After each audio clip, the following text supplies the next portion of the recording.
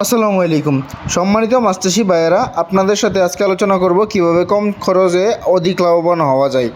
মাছ চাষ খুবই একটি আধুনিক প্রযুক্তিতে মাছ চাষ করলে আপনারা খুব সহজেই লাভবান হতে পারবেন।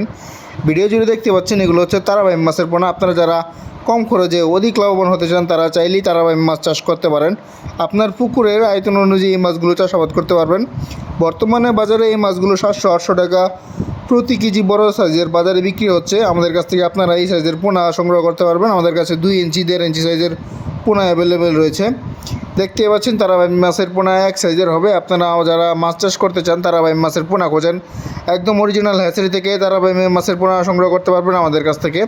আমরা বাংলাদেশের সকল জেলায় তারাবাইম মাছের পোনা ডেলিভারি দিয়ে থাকি। আমরা প্রতিদিনই প্রায় ডেলিভারি দিচ্ছি।